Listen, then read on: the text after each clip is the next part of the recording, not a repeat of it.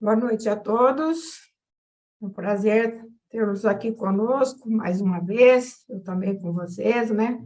Muito bom sempre a gente se encontrar, mesmo que seja por enquanto virtualmente, mas logo estaremos todos juntos. Bom, então hoje nós vamos dar continuidade, ou melhor, vamos terminar o capítulo 27. O título é Pedi e obtereis. Vamos falar dos itens 18 a 23, que fala sobre a prece pelos mortos e pelos espíritos sofredores, e teremos as instruções dos espíritos sobre a maneira de orar e a felicidade que a prece nos oferece. Então, o Evangelho de Jesus, falando sobre a prece, primeiramente pela prece pelos mortos e pelos espíritos sofredores. Então, o Evangelho de Jesus diz que os espíritos sofredores clamam, né, pelas nossas preces, e são muito úteis para eles, porque assim eles se sentem mais lembrados, menos abandonados, e menos em desejo do arrependimento, da reparação, e desvia-os também do pensamento do mal e ameniza, assim, o sofrimento desses espíritos no momento que se encontram, né? Algumas pessoas não admitem a prece pelos mortos porque acreditam que a alma só tem uma alternativa: ser salva ou condenada como se diz, condenada pelas penas eternas, né? Mas, na realidade, é o seguinte: mesmo que um homem esteja condenado à morte, se nada nós podemos fazer por ele, devemos orar para auxiliá-lo a carregar o peso da sua cruz. E aquele doente incurável e sem esperança, devemos também orar, porque a prece lhe servirá como um bálsamo para as suas feridas. E se negarmos a prece e não somos bons cristãos, estaremos, então, sendo contra Deus, que coloca como primeiro de todos os nossos deveres o amor ao próximo. E, de acordo com a lei dos homens, o remorso e arrependimento não contam a favor do culpado. Se ele for condenado, a pena cessará no fim do processo do prazo determinado por lei. Então, depois de cumpri-la, ele poderá ter melhorado ou continuará tão mal como antes. Mas a lei de Deus é mais previdente, porque é sempre justa e misericordiosa, e ela não fixa nenhum prazo para qualquer tipo de pena, e ela se resume da seguinte forma: por exemplo, o homem sofre as consequências de suas faltas, e toda infração terá a sua punição. O castigo é proporcional à gravidade da falta, e sua duração dependerá do retorno ao bem, podendo ser mais curta se o arrependimento vier logo. Se pedir misericórdia, Deus concederá esperança, mas é necessária a reparação da falta.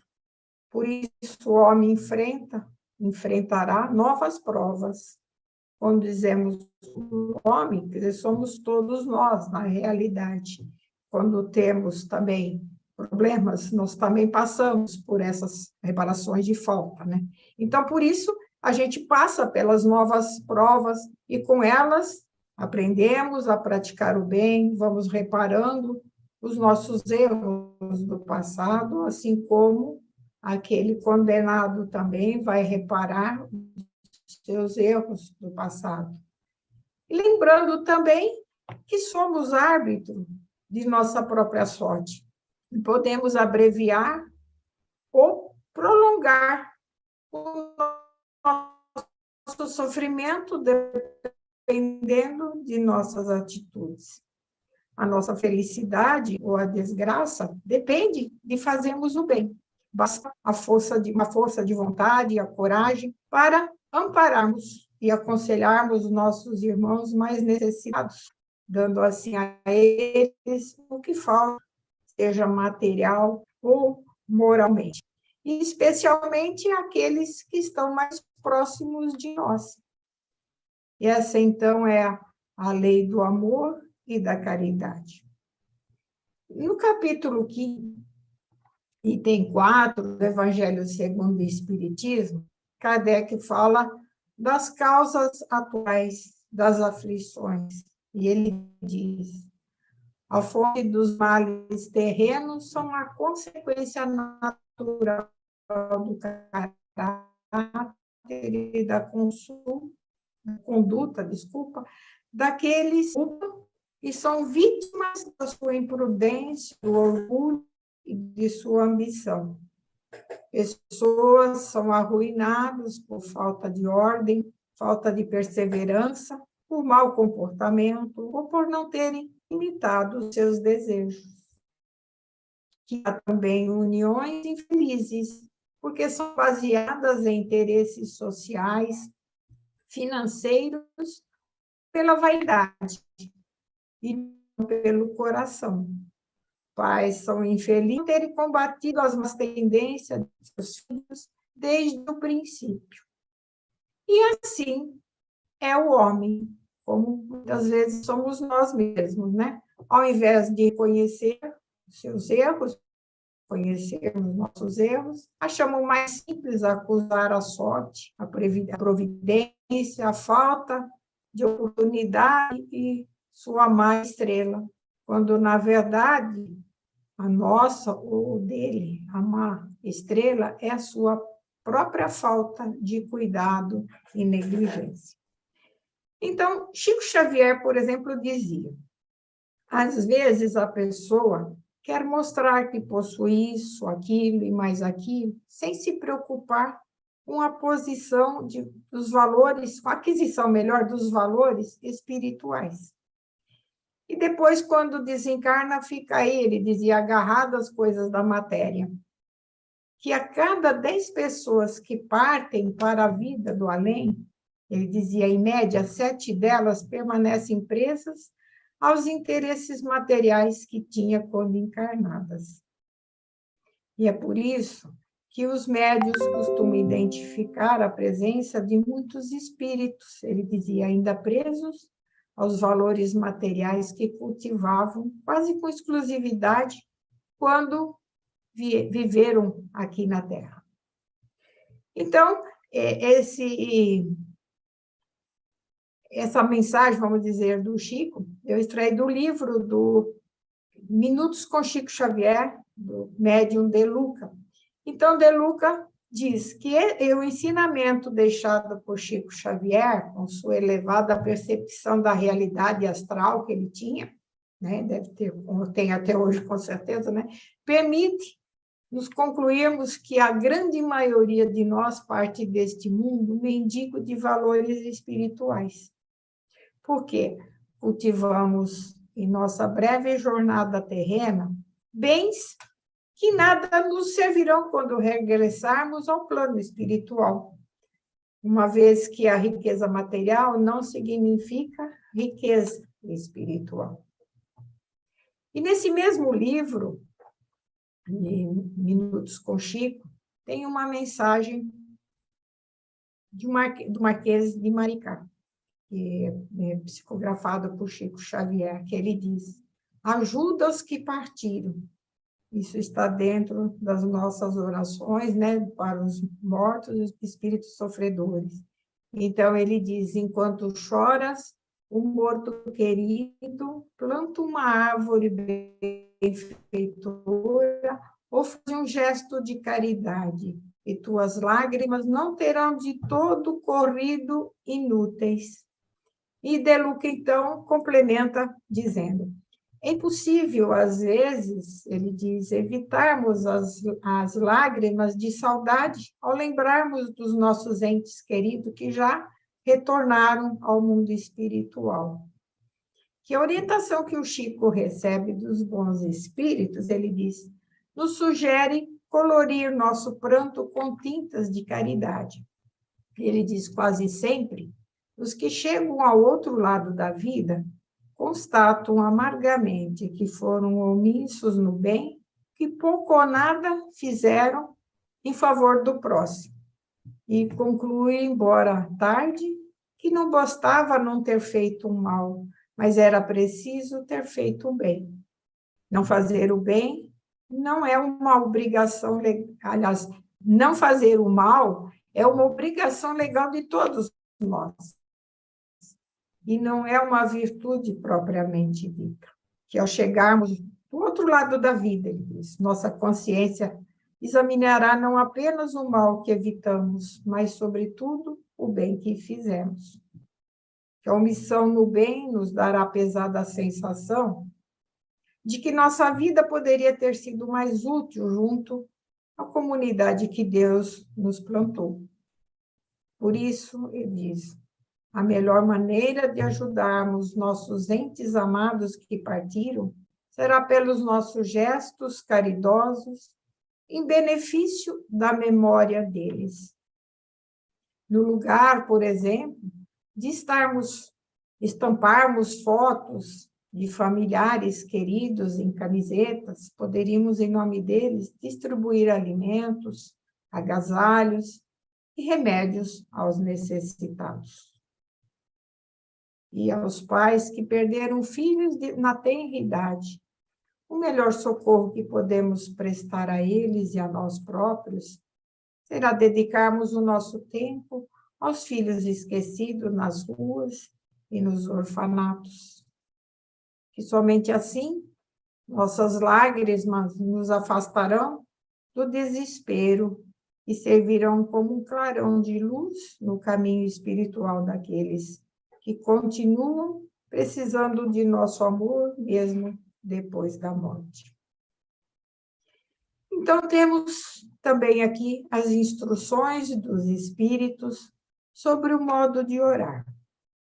E neste capítulo de hoje, então, temos as instruções do espírito benfeitor, não sei se é assim que pronuncia, Monod, que é um pastor protestante, alas francês, que ele diz que o primeiro dever e o primeiro ato, antes de iniciarmos qualquer atividade diária, é a prece.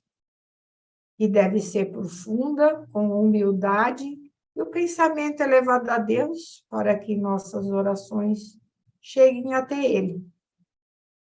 Que devemos agradecer sempre pelos benefícios recebidos até o dia de hoje. Orarmos todos os dias, mas não de forma maquinalmente, nem por obrigação.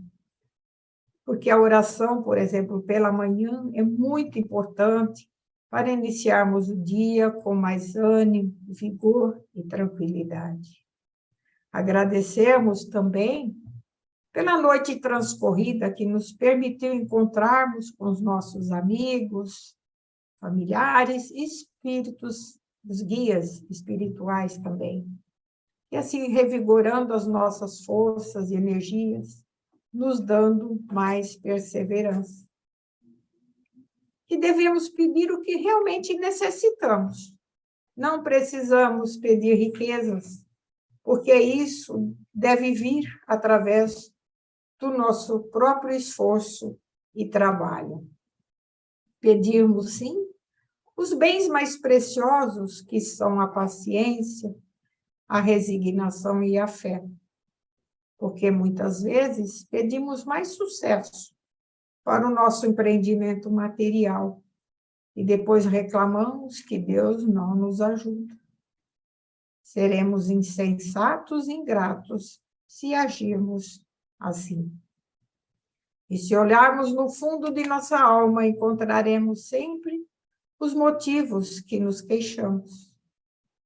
Oremos, então, diariamente com amor, com fé e a qualquer instante, sem precisarmos interromper nossos afazeres, até pelo contrário, porque a prece santifica as nossas tarefas.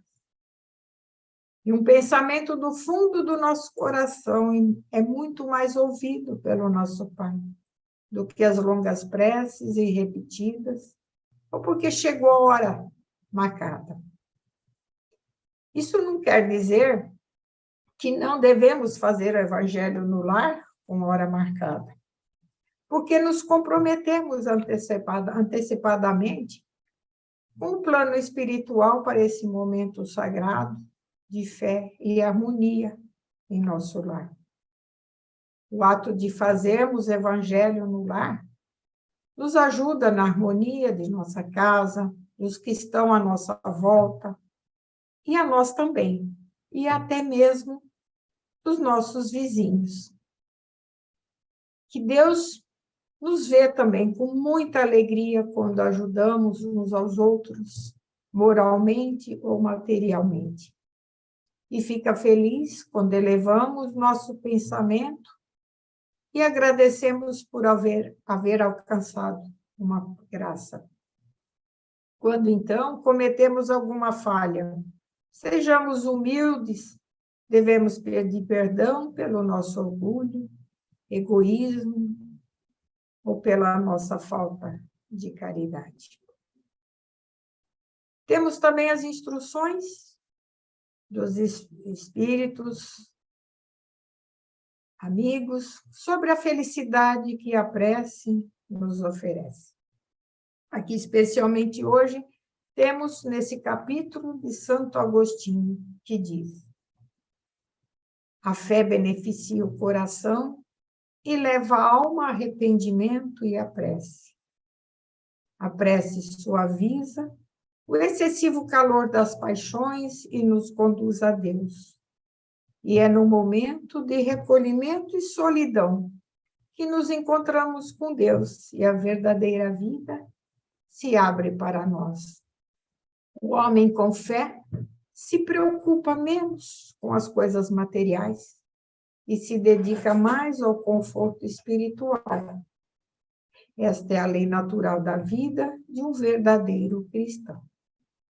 Então, nesse capítulo também, Santo Agostinho deixa uma linda mensagem sobre os efeitos da prece, que ela diz, gostaria de ler para vocês, porque eu acho ela muito bonita e muito singela, assim, pelo aprendizado desta noite, né? Que ele diz: marchai pelo caminho da prece e ouvirei a voz dos anjos dizendo: que harmonia! Assim não ouvirás mais os ruídos confusos e as vozes gritantes da terra. São as liras dos arcanjos, as vozes doces e meigas dos serafins, mais leves que as brisas das manhãs das ramagens do vosso arvoredos. Vossa linguagem será mais doce e singela, e todas as suas aspirações serão divinas, quando livres dos desejos carnais.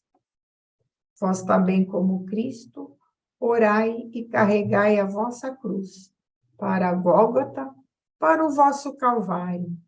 Levai-a e sentireis as doces emoções que lhe passavam pela alma, embora ele carregasse o madeiro infamante. Sim, porque ele ia morrer, mas para viver a vida celestial na morada do Pai. Com essa mensagem, Santo Agostinho nos quis mostrar que, quando praticamos a prece, nossa vida fica mais harmoniosa, nossa cruz, que são os nossos problemas, se tornam menos pesados e enfrentamos, assim, os problemas com mais tranquilidade. Então, para finalizar também, gostaria de passar também a mensagem de Emmanuel, do livro Bênção de Paz, psicografada por Chico Xavier, que ele fala também sobre a prece, que diz: diante da prova, orar, envidando meios de transformá-la em experiências benéficas. Diante da penúria, orar desenvolvendo o serviço que a desfaz. Diante da ignorância, orar, acendendo luz que lhe dissipe a sombra. Diante da enfermidade, orar, procurando medicação que lhe afaste os prejuízos. Diante do desastre, orar, empreendendo ações que anulem os efeitos. Diante da dificuldade, orar, aproveitando a lição dos obstáculos de modo a evitá-los futuramente. Diante do sofrimento, orar, construindo caminhos para a devida libertação. Diante da discórdia, orar, edificando recursos para o estabelecimento da paz. Orar sempre, mas agir cada vez mais para que se realize o melhor. Disse-nos o Senhor Jesus: vigiai e orai, para que não entreis em tentação, e, acima de tudo, vigiem e orem por aqueles que ativamente se esforçam para que, em tudo, se faça o bem que os cabe fazer. E para finalizar também, lembremos sempre em nossas orações de agradecimento, de pedidos, diariamente, na oração do Pai Nosso, que Jesus ensinou aos seus discípulos e deixou para nós também, como forma de agradecimento ao nosso Pai Celestial, por tudo que Ele nos dá, por tudo que nós somos, por tudo que nós temos. E assim, vamos finalizando essa parte com a oração do Pai Nosso, que é: Pai Nosso que estais nos céus, santificado seja o vosso nome, venha a nós o vosso reino, seja feita a vossa vontade, assim na terra como nos céus. O pão nosso de cada dia nos dai hoje, perdoai as nossas dívidas, assim como nós perdoamos nossos devedores, e não nos deixeis cair em tentação, e livra-nos de todo o mal. Que assim seja.